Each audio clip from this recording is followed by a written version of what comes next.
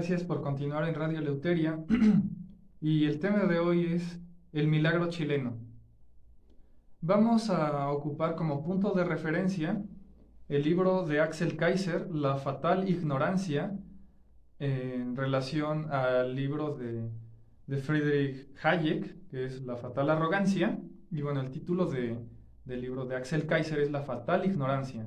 Y como subtítulo tiene La anorexia cultural de la derecha frente al avance ideológico progresista.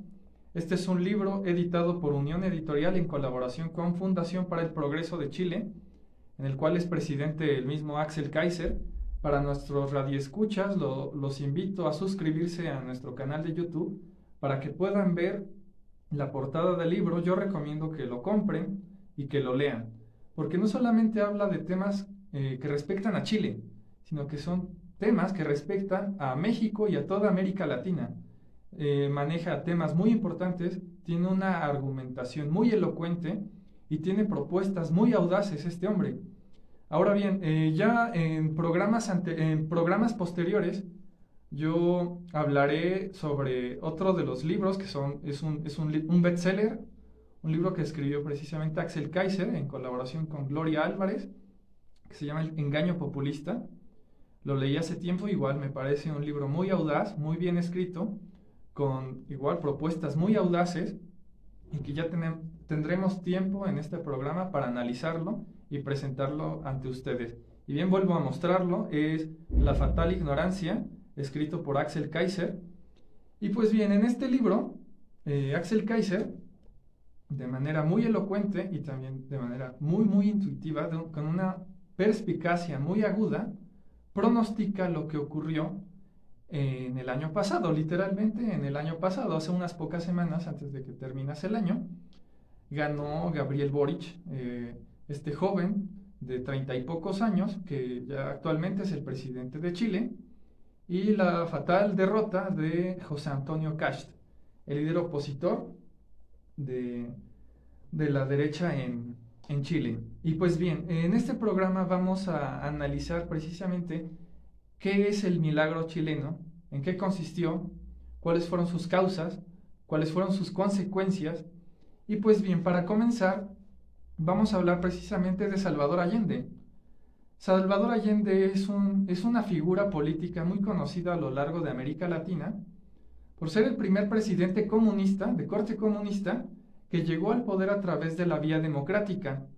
Él no terminó su mandato, él comenzó en 1970 y terminó en 1973 porque este hombre se suicidó bajo presiones políticas que él mismo provocó, y pues bien, no logró concluir con su mandato como presidente de Chile. Bueno, las reformas y los cambios que implementó Salvador Allende en este corto periodo de su mandato, de 1970 a 1973, fueron de manera primordial un aparato burocrático gigantesco que se dedicaba a labores no productivas. Eso degeneró en un gasto público elevadísimo y en un déficit fiscal absoluto. Ahora bien, posteriormente él provocó una inflación durante su mandato, 1970-1973, una inflación que superó el 606%. Para que se hagan ustedes una idea, actualmente uno de los países con mayor inflación en el mundo es Zimbabue, en África. Zimbabue actualmente, bueno, no actualmente, sino que ya arrastra una inflación brutal desde hace años, pero bueno, si nosotros buscamos los datos de la inflación de Zimbabue, Zimbabue tiene 557% de inflación. Bueno, Chile en su momento, con Allende, tenía 606%, superaba la inflación de Zimbabue. Bueno, si nosotros lo tratamos de comparar con Venezuela, bueno, Venezuela actualmente sufre una inflación de 2.355%, o sea, es una inflación brutal. Más de 4 veces la de Zimbabue, podría decirse, más o menos, supera por mucho a Zimbabue, Venezuela. Pero bueno, la inflación que arrastraba Chile en el gobierno de Allende era del 606%. Ahora bien, trató de perpetrarse en el poder a partir de una redacción de una nueva constitución que él mismo escribió.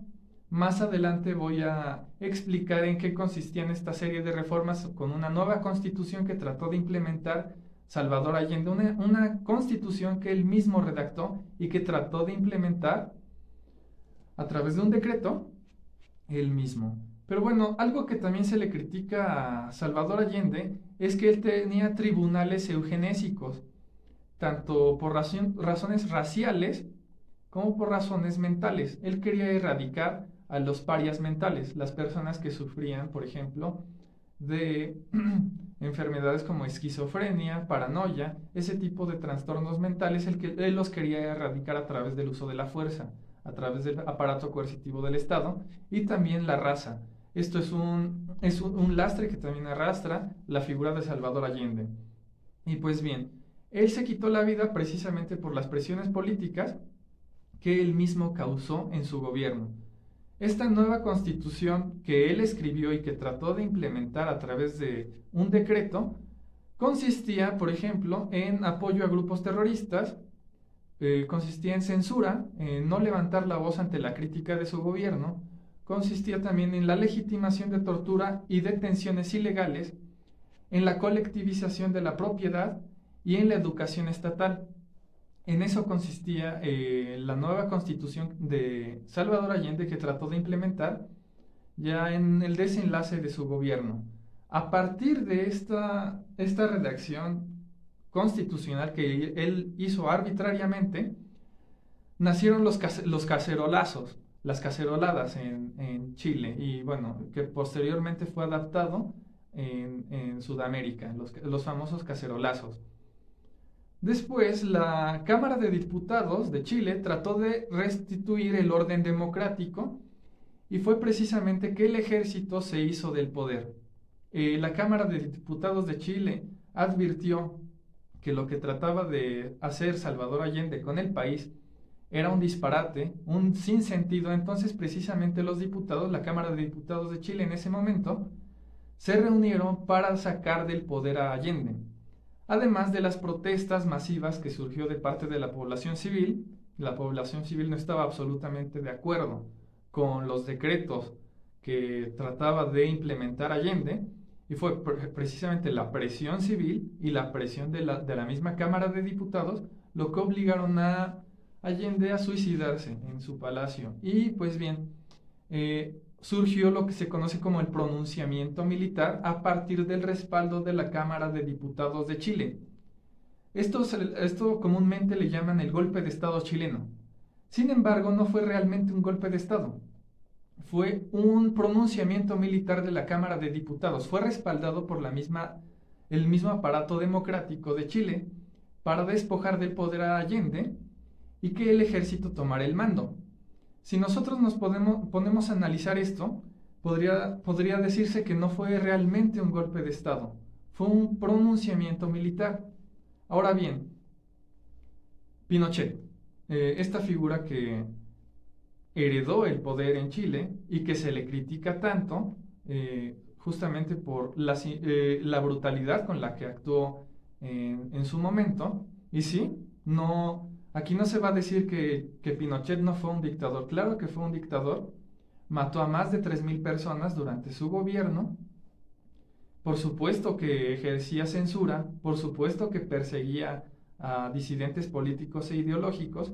No se va a disculpar por eso a Pinochet. Pinochet, por supuesto que fue un dictador y se debe de condenar sus actos de manera absoluta. De ahí no hay discusión. Este hombre sí ejerció la violencia de Estado contra la ciudadanía. Sin embargo, debemos de analizar no tanto a la figura de Pinochet. Eso ya de antemano sabemos que fue un dictador y un asesino. Lo que debemos de analizar aquí es el modelo que él adoptó. Ahora bien, Pinochet no implementó ninguna forma de política económica en Chile. Pinochet, de hecho, la economía de Chile durante el mandato de Pinochet se podría decir que tenía 4 etapas. Tuvo 4 etapas. La primera etapa de la política económica chilena bajo el mandato de Pinochet La primera fue esta, una continuación de las medidas de Allende, y que duró de 1973 a 1977. Pinochet heredó el mismo modelo económico de Allende, es decir, expropiación, nacionalización de empresas privadas, redistribución del ingreso, gasto público elevado, altos impuestos, es decir, tenía el mismo modelo económico que el de Salvador Allende. Y esto duró de 1973 a 1977. Eso fue la primera etapa de la política económica chilena durante el mandato de Pinochet. La segunda etapa de la política económica chilena con Pinochet fue ya con lo que se conoce como los Chicago Boys, la Escuela Chilena de Economía, en colaboración con la Escuela Económica de Chicago, los famosos Chicago Boys, implementaron las ideas de Milton Friedman en la economía chilena. Bueno, para esto se trató de deslindar al Estado del Ministerio de Hacienda, el Ministerio de Economía y el Banco Central chileno. Sin embargo, estas implementaciones, el mismo Friedman lo dijo, no iban a sacar a Chile de la pobreza y de la enorme crisis en la que se encontraba. Lo que tenían que hacer era abrirse al mercado. Y muchas otras reformas más, que bueno, en este programa no creo que me dé tiempo de enumerarlas, pero bueno, voy a tratar de ser puntual. Durante esta etapa de implementación liberal a la economía chilena, el PBI de Chile cayó y hubo una baja aprobación del mandato de Pinochet. Esto es obvio. Se redujo el gasto público, se abrió las puertas, Chile abrió sus puertas al mercado internacional, por lo tanto las empresas nacionales de Chile que justamente comerciaban bajo privilegios respaldados por el Estado, pues obviamente quebraron porque no podían competir con empresas extranjeras que ofrecían productos de mejor calidad a menor precio. Ahora bien, el gasto público se redujo y de la misma manera se dejaron de mantener a políticos corruptos que vivían precisamente de los impuestos de la ciudadanía. Por lo tanto, hubo un descontento y el PBI cayó radicalmente en Chile, pero eso es precisamente el diagnóstico que realizó Friedman en su momento. Friedman dijo, bueno, es que la inflación se cura como se cura el alcoholismo. En el alcoholismo nosotros podemos beber y beber para no sentir la resaca, pero a largo plazo nosotros vamos a tener una enfermedad mayor, un problema mucho más grave, porque no dejamos de beber. Entonces, cuando nosotros queremos cortar de raíz una enfermedad o un vicio que nos va a acarrear problemas en el futuro, necesitamos cortarlo de cajón, dejar de emitir billetes, es decir, darle a la máquina de generar dinero, debemos de reducir el gasto público, no despilfarrar el dinero en proyectos faraónicos que únicamente tratan de compensar la incompetencia de los mismos funcionarios públicos, y de esa manera se reduce el gasto. Bueno, esto es como sentir, por ejemplo, lo que se conoce como resaca.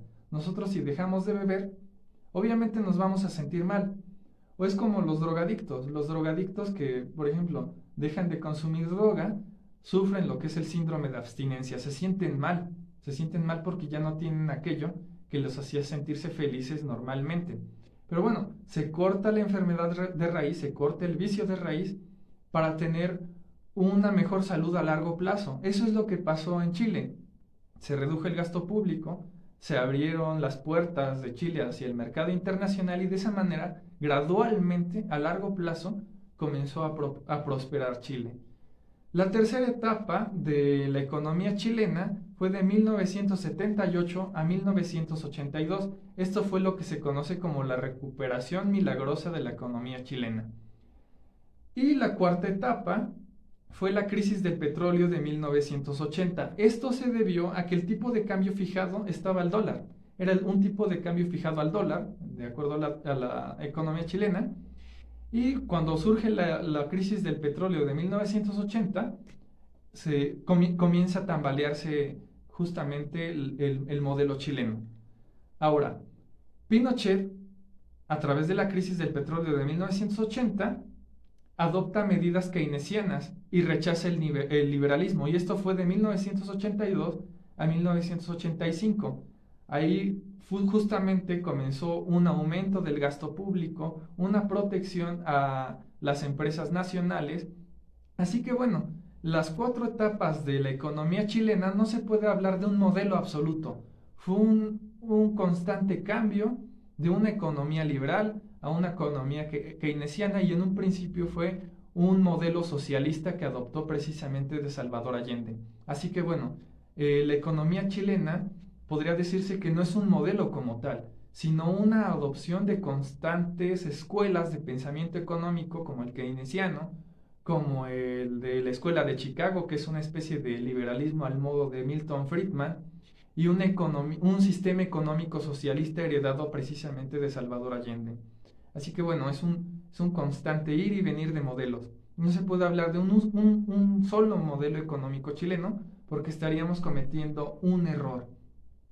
Ahora bien, justamente también ya al final de la etapa de Pinochet hubo lo que se conoce como privatización de amigos, privatización o asignaciones estatales de empresas que son nacionales, se vuelven privadas, pero esos propietarios de empresas privadas son precisamente amigos del poder.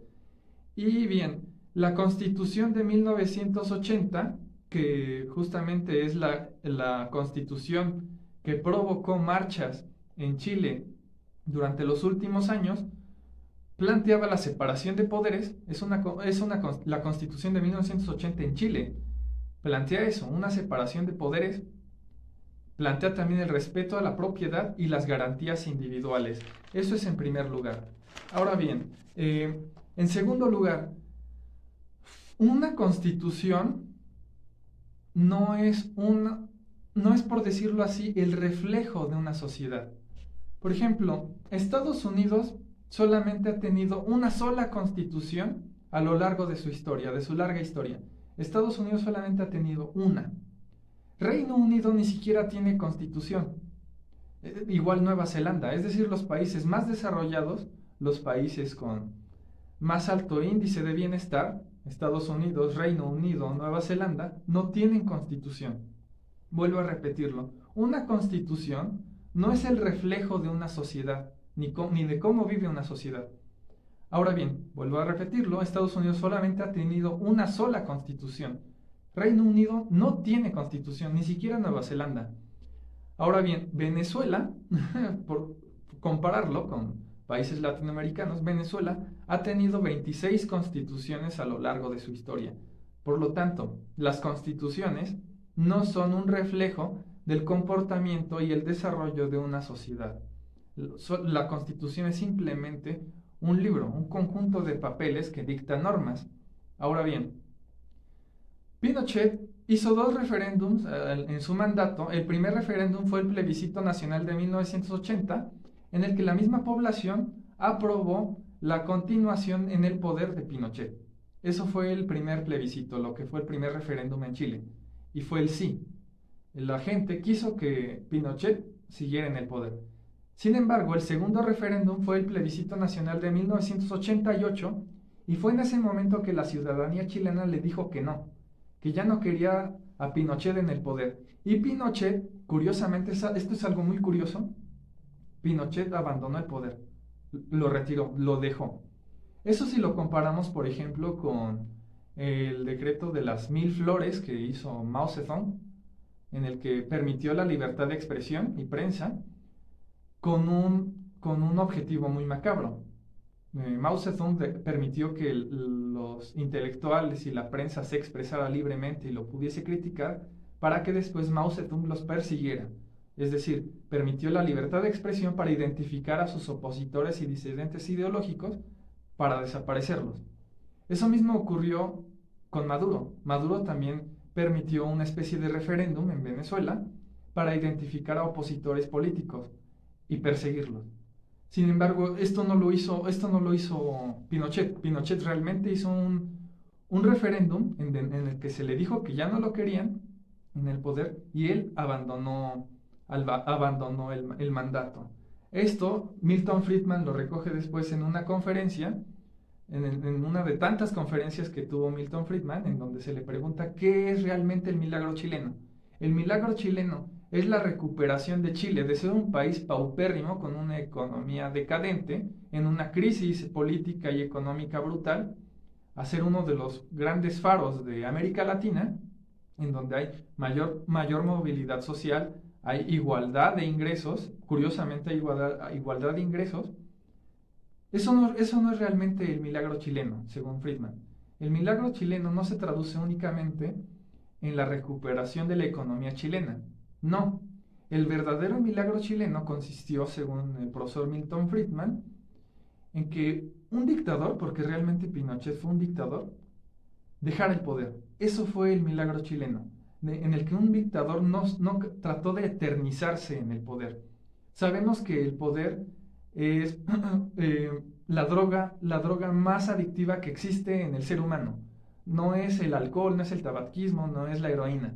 Es el poder. El poder es lo que realmente nos vuelve adictos. Ahora, esto fue muy curioso. Y Milton Friedman sabiamente dice, el milagro chileno fue precisamente que un dictador abandonara el poder voluntariamente. Eso fue realmente el milagro chileno. Ahora bien, se dice también que el neoliberalismo implementado en Chile es un absoluto fracaso porque, bueno, fue un dictador que mató a más de 3.000 personas durante su gobierno. Pero bueno, vamos a compararlo con datos históricos relevantes a lo largo del mundo. En la misma época del mandato de Pinochet estaba, por ejemplo, Pol Pot en Camboya. Y Pol Pot mató a una cuarta parte de la población de Camboya para perpetrarse en el poder. Mató a 2 o 3 millones de personas, no tengo ahorita el dato, pero más o menos es esa cifra. Para más información yo recomiendo que busquen un libro de José Pérez Gay, precisamente se llama así, El Príncipe y sus esbirros, que es justamente una historia sobre el genocidio que perpetró Pol Pot en Camboya con los jeremes rojos. Posteriormente está en Etiopía Mengistu Haile Mariam, que fue un dictador socialista que igual perpetró masacres en Etiopía y provocó una gran hambruna. Murieron millones de personas y este hombre, curiosamente, sigue vivo y no ha sido extraditado a La Haya. No se le ha hecho un juicio político a Haile Mariam, a uno de los más grandes genocidas de la historia que sigue vivo y que el mundo ni siquiera sabe quién es, y que ha asesinado a gran parte de la población etíope. Incluso si ustedes recuerdan esta canción de Michael Jackson, que se cantaba que más o menos se titula We Are the World, fue precisamente con el motivo para recaudar dinero y curar la hambruna en Etiopía. Y actualmente nadie lo recuerda. Nadie recuerda quién era Haile Mariam, pero sí recuerdan quién era el asesino Pinochet. No, con esto no estoy tratando de justificar lo que hizo Pinochet, perseguir opositores y matar a disidentes ideológicos. No estoy diciendo eso. Yo no lo estoy justificando. Yo únicamente estoy tratando de hacer una analogía. Y estoy precisamente acusando a intelectuales y líderes de prensa de ser de alguna manera arbitrarios en cuanto a la crítica. Se condena, por ejemplo, el mandato de Pinochet, que sí, él actuó mal, él precisamente fue un dictador y un asesino. Pero nosotros no debemos de ignorar ni siquiera de desconocer los logros que se implementaron durante su gobierno. No estoy haciendo una apología de Pinochet, ni mucho menos. Yo solamente estoy tratando de hacer un ejercicio de crítica de la razón para no desconocer lo que realmente ayudó a Chile a salir de esta crisis. Y pues bien, en el siguiente bloque voy a dar algunos datos del progreso de Chile en comparación con otros países de América Latina. Y pues bien, no se vayan, Radio Eleuteria. Muchas gracias.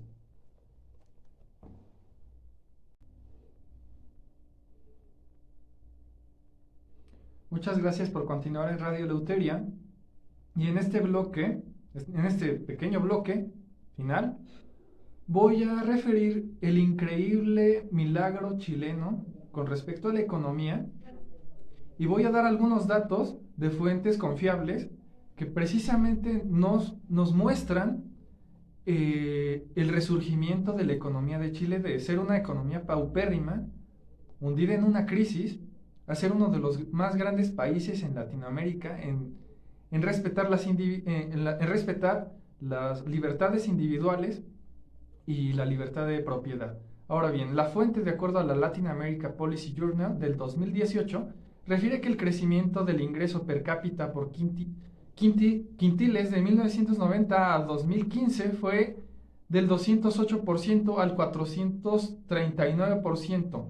Esto quiere decir que el ingreso de los más pobres se multiplicó con respecto a los ingresos de las personas de mayores ingresos. Ahora bien, de acuerdo a la fuente de la OCDE, Chile es de los países con mayor movilidad social en la OCDE. Tiene incluso mayor movilidad social que Estados Unidos o Alemania. Es uno de los países en donde las personas pueden ser clase media, clase alta más fácilmente. Ahora bien, de acuerdo a la fuente del Instituto de Libertad y Desarrollo del 2015, Chile se encuentra, de acuerdo al porcentaje del estrato social de 1990 al 2013, la clase pobre se redujo del 38.6% a un 7.9%. Es decir, la clase pobre en Chile, de acuerdo a, a lo largo de 1990 a 2015, se redujo del 38.6% que eran en 1990, actualmente es del 7.9%, es decir, ya no hay tantos pobres en Chile con respecto, por ejemplo, a países como México o precisamente países como Venezuela.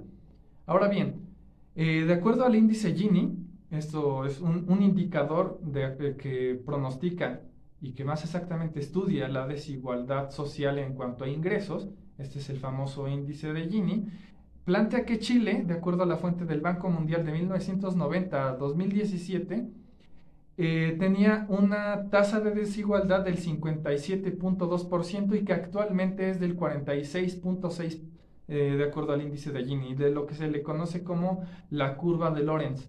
Ya no está tan pronunciada, es decir, Chile es uno de los países más igualitarios en cuanto a ingresos en América Latina y podría decirse que también en el mundo.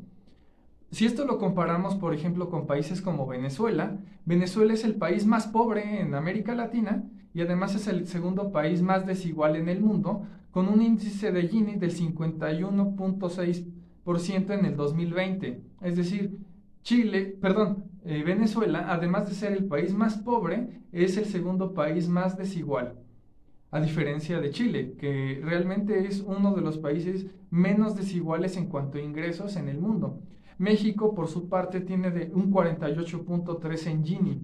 Es un país muy desigual y siempre hemos seguido normas estatistas con esta retórica compulsiva de redistribuir la riqueza, aumentar los aranceles, aumentar los impuestos. Ahora Chile quiere adoptar medidas muy parecidas a, por ejemplo, Argentina, Venezuela, México, Nicaragua.